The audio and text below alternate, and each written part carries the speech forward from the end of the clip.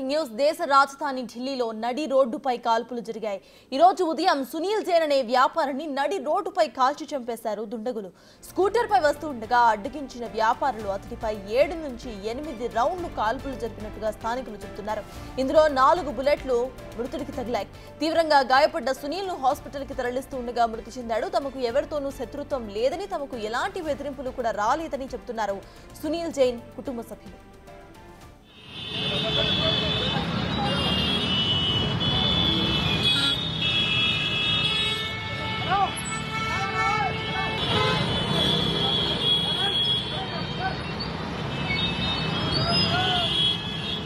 ఢిల్లీలో వ్యాపారి హత్య పొలిటికల్ టర్న్స్ తీసుకుంటోంది. ఈ హత్యను హైలైట్ చేస్తూ కేంద్ర ప్రభుత్వంపై విరుచుకుపడ్డారు ఆప్ నేతలు. ఢిల్లీలో శాంతి భద్రతలకు పరిరక్షణ లేదని కేంద్ర హోంమంత్రి అమిత్ షా ఢిల్లీని క్రైమ్ క్యాపిటల్ గా మార్చేశారంటూ ఎక్స్ లో పోస్ట్ పెట్టారు. ఈ జింగల్ రాజాకు కేంద్రమే కారణమని తెలిపారు.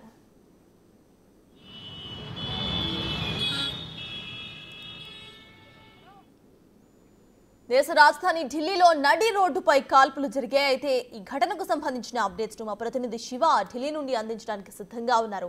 శివ, చెప్పండి, అసలు ఈ కాల్పుల కారణం ఏంటి? వాళ్ళకేమైనా శత్రుత్వం ఉందా? కుటుంబీకులు ఏమంటున్నారు?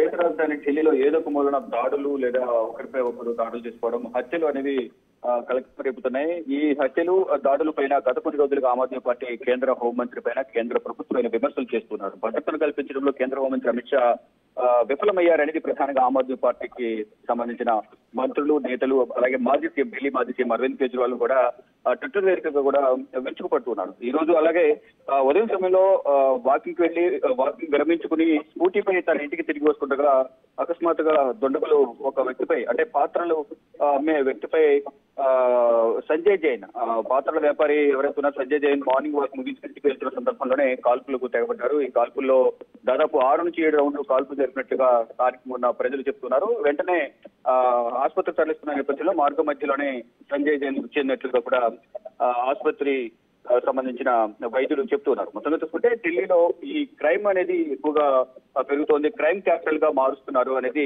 ఆమ్ ఆద్మీ పార్టీ నేతలు కేంద్ర ప్రభుత్వంపై, మరి ముఖ్యంగా కేంద్ర హోంమంత్రి అమిత్ షాపై విమర్శలు చేస్తున్నారు. అంటే షాదారా జిల్లాలో ఉదయాన్నే తుపాకుల శబ్దం అనేది ప్రతిధ్వనించింది. ఏదో ఒక చోటన ఎక్కడో చోటన ఇటువంటి దాడులు కొనసాగుతున్నాయి. గత వారం కూడా ఒక వ్యాపారిపై దాడి చేశారు, ముగ్గురిని హతమార్చారు అనేది, అంటే మారుమూల ఏదో ఒక చోటన హత్య జరుగుతోంది. దానికి సంబంధించి ఎటువంటి విచారణ జరపడం లేదు. కేంద్ర ప్రభుత్వం తాత్సారం వహిస్తోంది. దీని ద్వారా సామాన్య ప్రజలు ప్రాణాలు కోల్పోతున్నారు అనేది ప్రధానంగా కేంద్ర ప్రభుత్వంపై ఆమ్ ఆద్మీ పార్టీ నేతలు విమర్శిస్తున్నారు. ఇక సంజయ్ జైన్ వ్యాపారవేత్తకు సంబంధించి చూస్తే ఇది రాజకీయ టర్న్ తీసుకుంటుంది. ఒకరిపై ఒకరు విమర్శలు చేసుకుంటూ ఉన్నారు. అంటే ఈ పాత్రల వ్యాపారి, అంటే ఈ సామాన్కు సంబంధించిన ఒక వ్యాపారిపై ఎంత పెద్ద మొత్తంలో కాల్పులు జరపాల్సిన అవసరం ఎవరికి వచ్చిందనే కోణంలో కూడా ఢిల్లీ పోలీసులు దర్యాప్తు కొనసాగిస్తున్నారు. ఈ కుటుంబ సభ్యులు కూడా మాకు ఎవరితోనూ ఎటువంటి శత్రుత్వం లేదు, కానీ వ్యాపార సంబంధాలకు సంబంధించి ఎక్కడైనా ఏమైనా అభిప్రాయ భేదాలు ఉండి ఉండొచ్చు, దానికి సంబంధించి ఎవరైనా కాల్పులు జరిపి ఉండొచ్చు అనేది ప్రధానంగా కుటుంబ సభ్యులు కూడా చెప్తూ ఉన్నారు. కానీ మాకు వ్యక్తిగతంగా అయితే ఎవరితోనూ విభేదాలు లేవు. దీనిపై సమగ్ర విచారణ చేసి ఎవరైతే బాధ్యులు ఉన్నారో వారిని కఠినంగా శిక్షించాలనేది కూడా కుటుంబ సభ్యులు చెప్తున్నారు. మొత్తంగా చూసుకుంటే ఢిల్లీలో ఈ క్రైమ్ క్యాపిటల్ గా మార్చేసింది కేంద్ర ప్రభుత్వం అనేది ప్రధాని చెప్తున్నారు. అందులోనూ ఢిల్లీని జంగిల్ రాజుగా, అంటే ఒక అటవీ ప్రాంతంగా కూడా దీన్ని మార్చేశారు. జంగిల్ రాజుగా మార్చింది కేంద్ర ప్రభుత్వం, కేంద్ర హోంమంత్రి అమిత్ షా అనేది ఇటు ఆమ్ ఆద్మీ పార్టీ విమర్శిస్తోంది. ఇటు విమర్శలు ప్రతివిమర్శలు ఏ విధంగా ఉన్నా ఇటు ఒక వ్యాపారవేత్త బలి కావడం పట్ల కుటుంబ సభ్యులైతే విషాదం వ్యక్తం చేస్తూ ఉన్నారు. ఎంతో భావోద్వేగంతో ఇటు కన్ని పర్యంతం పోతూ ఉన్నారు.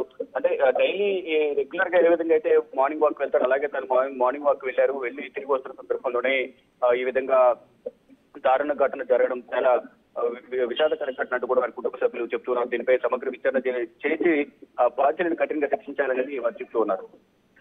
Right, thank you Shiva.